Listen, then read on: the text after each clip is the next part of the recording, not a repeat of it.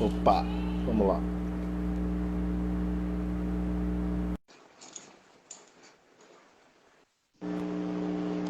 Continuando aí.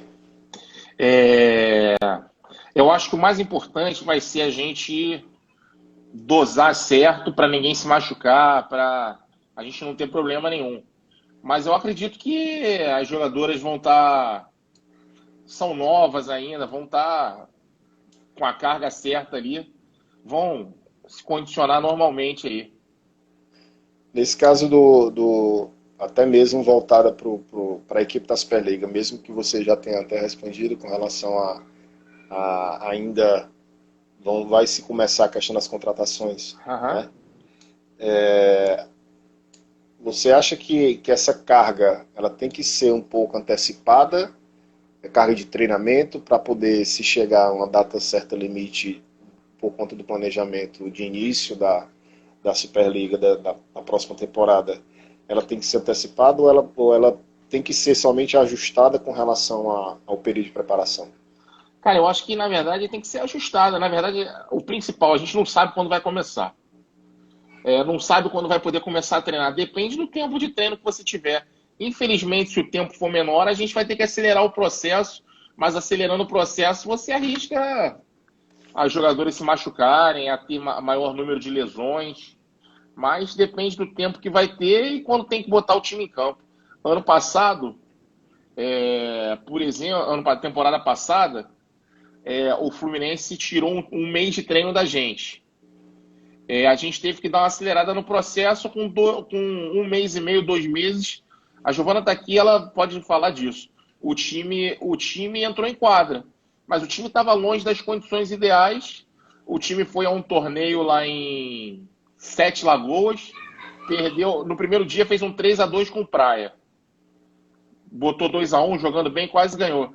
Mas nos outros dias não teve perna. Aí perdeu do Minas de 3-0 e do Flamengo, se eu não me engano, de 3-1. Voltou para jogar o Campeonato Carioca, perdeu a semifinal do Flamengo de 3-2, botou 2-0 jogando bonito, mas não teve mais perna, perdeu 3-2. Com o tempo de preparação ideal, quando o time do Flu chegou no ápice, que foi no meio da Superliga, por exemplo, o Flamengo que a gente pegou, perdeu no Campeonato Carioca, a gente espanou o Flamengo na Superliga. Num jogo lá na Hebraica, passou até na televisão esse jogo. Ó, Num ó, jogo lá na ó, Hebraica que Ilmer, Caetano entrou. Caetano entrou. Aí. Caetano, um beijo.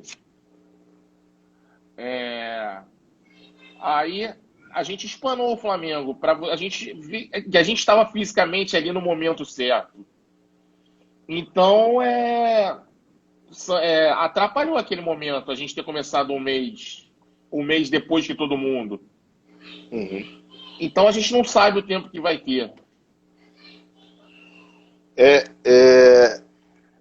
Ilmer, voltando ao Wilmer, treinador da seleção de base do Rio de Janeiro, certo? A gente Certo? fazendo essas idas e vindas, que aí a gente consegue ter um panorama geral do profissional Wilmer. Para você trabalhar a base naquela época, você trabalhando a questão para o CBS, você Aham. trabalhava também esse mesmo curto período de 3 meses ou trabalhava fazia um trabalho a longo prazo em termos de tempo para se chegar a um CBS? Cara, quando eu fui técnico de seleção carioca, o que eu consegui com o presidente? Oferecia toda a estrutura do Fluminense para a seleção carioca. A base da seleção carioca sempre foi o Fluminense. Certo. Então, era tudo muito dentro de um contexto que já estava todo mundo acostumado e vinham algumas jogadoras de fora, que eram dos outros clubes e tal, mas a maioria era o Fluminense. Então eu usava lá a galera que me ajudava no Fluminense, usava a musculação do Fluminense, a quadra do Fluminense, e o Soto sempre foi um cara muito preocupado com as seleções cariocas. Então, tem estado aí que eu sei que junto uma semana treina, tal, que é difícil, tal. Lá o Soto sempre deu prioridade aos brasileiros. Então, na minha época, a gente combinava que a seleção carioca tinha que treinar de 8 a 6 semanas. 8 semanas são 2 meses. Uhum. Que para o Campeonato Brasileiro um treinamento bastante adequado, assim. Mais que isso também para seleção, para brasileiro, acho que é demais até. Atrapalharia os clubes. E as atletas seguiam jogando, elas não podiam treinar no clube, mas continuavam os campeonatos cariocas. O Campeonato Carioca. Então elas iam jogando, então ninguém perdia o ritmo de jogo e ao mesmo tempo a gente estava treinando a seleção carioca. E aí foi uma equação que deu muito certo durante esses anos que eu fui técnico de seleção carioca. Usar a estrutura do Fluminense, tudo do Fluminense e inserir as atletas de outros clubes nessa realidade. Nesse período dessa década, né? Você ficou junto Uhum. na seleção carioca. Você fez finais memoráveis, claro, né? Contra grandes equipes, grandes estados. Para se chegar a uma final, ser um campeão brasileiro de seleção, o que é que você, que tipo de dica você pode dar para alguns treinadores? Eu, como assistente técnico aqui da seleção sub-17 masculina, eu gosto muito de ouvir, sabe? Assim, tenho uma oportunidade de conversar muito com o Rafael Dantas, que é o da seleção feminina, nosso grande técnico, professor Carlinhos, aqui também a gente troca muita ideia. E aí eu gosto muito de ouvir os outros estados. Tem alguns contatos de alguns estados e a gente fica sempre trocando uma ideia. E aí eu queria saber de você, que tipo de dica você pode dar, não vou dizer dica, mas que tipo de conselho você pode dar para se preparar para se chegar a um título desse? Cara, é uma coisa que eu sempre pensei e eu chutava muito isso do Muricy Ramalho quando ele foi técnico de futebol do São Paulo. Mais importante às vezes do que você ter grandes atletas e tal, é você ter uma estrutura. Então, quando eu fui técnico de seleção carioca, eu tinha a estrutura do Fluminense. Tinha uma boa musculação, bolas. A federação dava bola também, mas tinha um número de bolas excelente para treinar. Tinha rapazes que me ajudavam nos treinos. Então, assim, talvez mais importante que as jogadoras foi a estrutura que a gente ofereceu para elas se desenvolverem. Então, quando eu penso assim, a primeira coisa para você ter é a estrutura. Por exemplo, lá em Saquarema, talvez se treina pouco, não sei o quê. Cara, mas lá não falta nada. Eu, por exemplo, assim, o que faltou? Se me perguntarem no meu Mundial, o que faltou para a sua seleção? Nada. A CBV me ofereceu tudo que podia me dar ali de estrutura. Tinha sempre quadra para treinar, meus assistentes ajudando o tempo inteiro, comissão técnica excelente, fisioterapia ótima, musculação ótima, profissionais competentes. Talvez tivesse que ter tido mais amistosos internacionais. Mas hoje a CBV não está com grana para mandar o time para ficar um mês na Europa rodando, que seria o ideal. Uhum. Mas o que a nossa gerente conseguiu, que foram esses 3 amistosos na Itália, esses amistosos com o Egito lá, cara, já deram uma experiência internacional para as meninas. A CBV fez tudo dentro da realidade possível deles. Por exemplo, levou o Fluminense lá para Saquarema para jogar, levou o Flamengo, levou o time de São José dos Campos. Tudo que foi possível foi feito. Então, assim, eu não tenho desculpa nenhuma aqui para dar. A primeira coisa que eu penso, assim, para um grande título, para um grande momento, é a estrutura. Se você tiver uma estrutura bacana, você já está dando um passo enorme na frente dos seus adversários, que talvez seus adversários não tenham aquela estrutura bacana. Lógico que tem que ter material humano, que sem ovo ninguém faz omelete. Mas estrutura é uma coisa assim que eu penso na minha cabeça o tempo inteiro. Deixa eu lhe fazer uma pergunta. Na verdade, você citou o pessoal que está chegando agora. Boa noite aí. A gente está com o grande Ilmer Dias, técnico da seleção brasileira sub-18 feminina, grande técnico do Fluminense. que dirige o Fluminense na Superliga A. E você citou agora na, na hora passada, né, na verdade, no início da nossa conversa, a questão de você chegar na Itália para fazer o primeiro amistoso, perder de 5-0. No dia Aham. seguinte você fez um 3-2, perdeu de 3-2 e no outro você ganhou de 3-2. Esse curto período de espaço de tempo, de um dia, foi de um dia para o outro, o amistoso? Foi, Foi 3 dias seguidos. pronto. Nesse curto período Não, de desculpa, tempo, foram 2 seguidos, um intervalo de um dia e no quarto dia o terceiro. tá. Mesmo assim, ainda se torna curto a questão Aham. do período de preparação.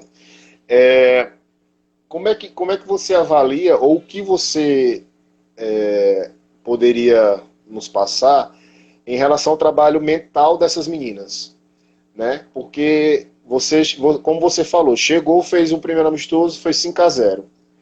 Então, para se preparar para o Mundial e véspera de Mundial, na verdade, já começar dessa forma, mesmo que seja só o primeiro, ainda vai ter outros e tudo, aí você já veio na sequência de um 3-2, de uma derrota de 3-2 e já veio uma vitória de 3-2. O que foi que você fez aí para que essas meninas, em termos mentais, elas conseguissem lograr êxito?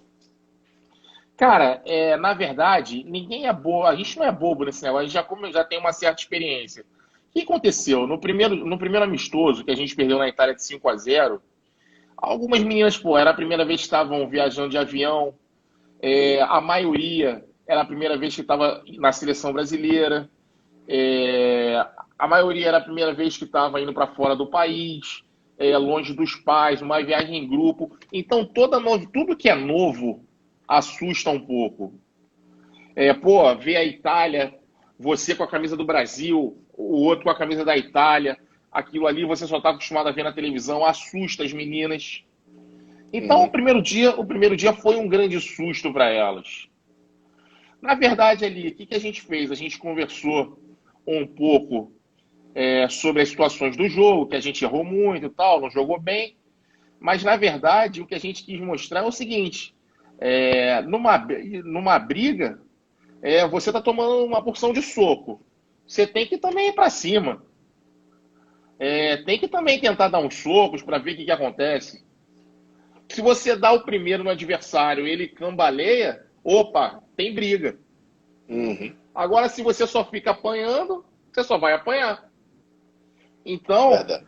e quando elas deram o primeiro na Itália, elas viram, opa, quando a gente empatou lá, acho que a gente perdeu o primeiro set do segundo jogo, aí ganhou o segundo, aí quando ganhou o set, opa, tem jogo. Aí a gente meteu 2-1 e tal, eles 2-2, eles ganharam o tiebreak 3-2. Mas aí elas viram, opa, elas são iguais a gente, tem duas pernas, dois braços, uma cabeça. Então tem jogo, é de igual para igual. Aquele medo ficou um pouco lá atrás, ficou lá atrás. E aí a gente jogou de igual para igual para a Itália, esses amistosos que foram fundamentais para a nossa caminhada no Mundial. E aí, chegando até o Mundial, já chega no Mundial preparado já com outro tipo de cabeça, né? Com relação ao a chegada nessa preparação, né? Cara, eu, assim, acho que tudo que eu tinha de, de informações e conhecimento, eu Aham. acho que a gente pode ter trocado essa ideia, assim, realmente foi muito, muito bacana. Eu acho que é como eu disse para você na mensagem, né? Se existe uma coisa boa que essa pandemia trouxe foi essa troca, esse tipo de troca de conhecimento que está acontecendo, tanto entre a gente aqui de cima, da parte de cima do Brasil, e Aham. vocês aí da parte do eixo central-sul. E eu acho que é de grande valia a gente ter essa oportunidade de poder estar junto nesse momento, porque realmente é como eu disse a você, foram grandes conversas, grandes bate-papos que a gente teve com as comissões técnicas da Seleção Brasileira, encerrando aqui com você, e a gente, porque assim, é bacana porque muita gente não conhece o processo, né? até se chegar a uma seleção brasileira, não sabe que se disputa o Campeonato Brasileiro, não sabe que se disputa um CBI, não sabe que se disputam jogos escolares. Tem todo esse processo que até chegar a uma possível convocação.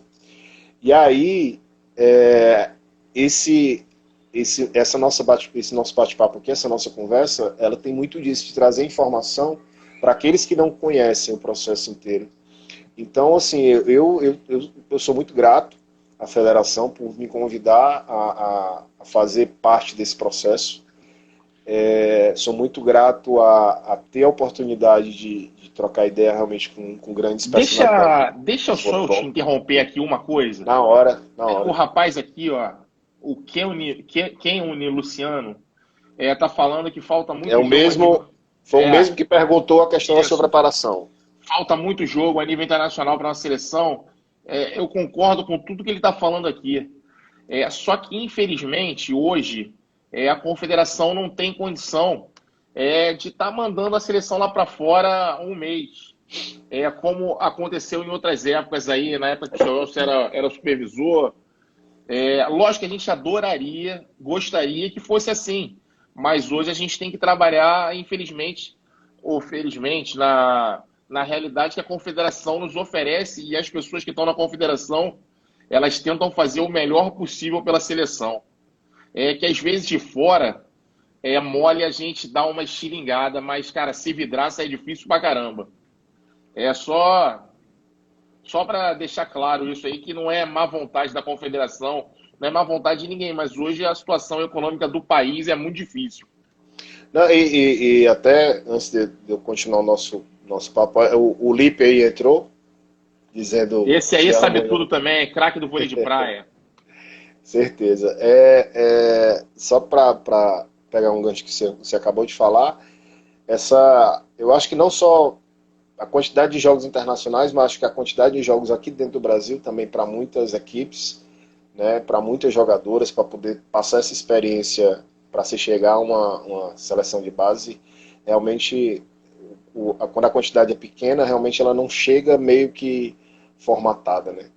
Aham, lógico, com certeza. Se a gente pudesse ter mais amistosos internacionais, era o ideal, mas infelizmente a gente também, cara, tem que se adaptar com a condição que a gente tem, não tem que ficar reclamando, tem que fazer. O Fabrício aí tá pedindo para você contar como foi a contratação da Grega. Rapaz, a grega foi o seguinte: a gente precisava de uma ponteira, a Sassá e a Ju Costa, duas jogadoras brilhantes lá no Flu, passaram na primeira temporada com a gente. Só que a gente precisava de uma ponteira para poder suprir as duas, que as duas já tinham uma certa idade e a gente precisava de alguém. E aí o vice-presidente, cara, lá do Fluminense, que é um cara louco por vôlei, louco também assim na ficção da palavra, mas é um cara que gosta de vôlei pra caramba. Ele falou, cara, vamos trazer uma gringa. Aí eu dei uma pesquisada, cara, não tinha mais muito mercado. Essa menina boa de bola, Eva, tava sem time, a gente entrou em contato com ela, conseguiu trazê-la, menina do caramba. Até hoje eu falo com ela aqui na internet. A gente já tentou trazê-la outras vezes, mas aí dessa vez ela pediu muita grana. A gente não tinha como trazê-la de volta. Mas menina nota 10 tinha um potencial enorme, uma cavala assim jogando, potencial físico de muita melhora também. Mas ela pediu muito dinheiro, a gente não teve como trazê-la outra vez. Ah, ele tá dizendo aí, acabou que ela se Ela tá na machucou e não Grécia. tá na Ela, Grécia. quando a gente contratou, ainda teve isso. Ela jogou uns 4, 5 jogos, ela quebrou o dedo no final da temporada e não pôde mais jogar. Então, meu amigo, eu não vou me alongar mais, até porque também, para a gente também não se estender muito, como eu estava falando, realmente é de grande valia essa oportunidade que a gente tem aqui. E aí eu queria que Aham. você deixasse um recado aí especial para quem realmente nos acompanhou durante essa 1 hora e 25 minutos. Um recado aí para a gente, para os profissionais, para o grande público em geral, para a torcida tricolor, né? Para a gente que realmente que acompanha o seu desempenho e admira. Eu quero desejar a todo mundo aí, primeiro de tudo, assim, saúde, que fiquem em casa, se cuidem, que a gente possa sair logo disso, que a gente possa estar voltando a fazer o que a gente tanto ama, que é o vôlei. Uma coisa que eu quero dar, um conselho que eu gostaria de dar, que eu tenho feito muito, é assistir essas lives. Cada treinador que fala, você aprende alguma coisa. É sempre bom estar adquirindo conhecimento, coisas novas. Sempre muito bacana esses bate-papos, tá? Quero dizer que tanto o Fluminense quanto a seleção brasileira está aberta aos treinadores. O telefone do Caetano para ir lá em Saquarema, que ele sabe quais são as regras para ir para lá. Está sempre aberto também.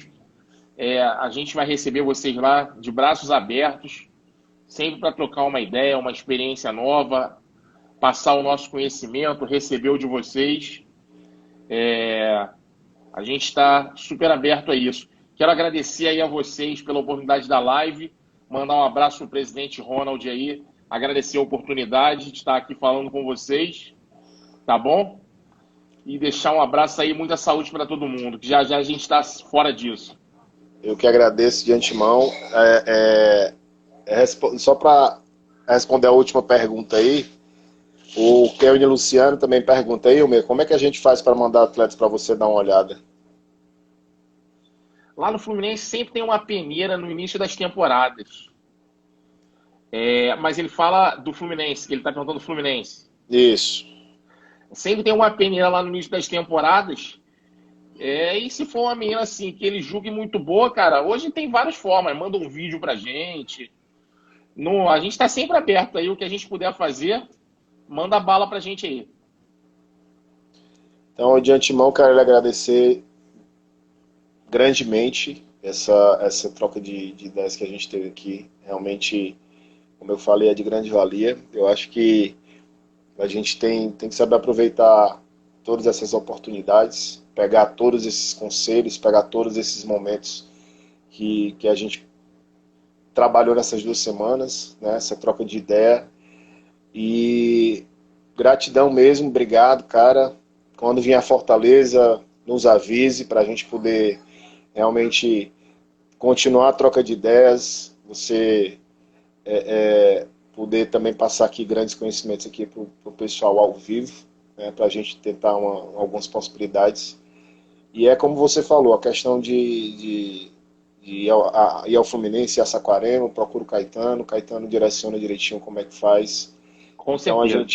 Então a gente só tem a agradecer mesmo, sou muito grato por esse momento, tá?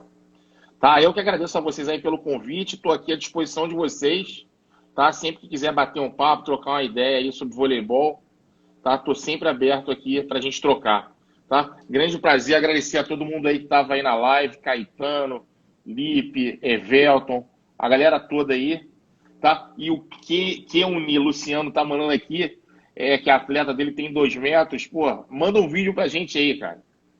Tá bom? Obrigado aí. Estou à disposição Obrigado, de vocês. Grande abraço.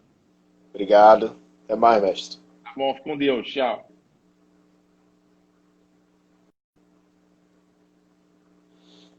Essa live teve o patrocínio da Enel, LN Eventos, Scala Imóveis. Obrigado a todo mundo que nos acompanhou. Até a próxima oportunidade.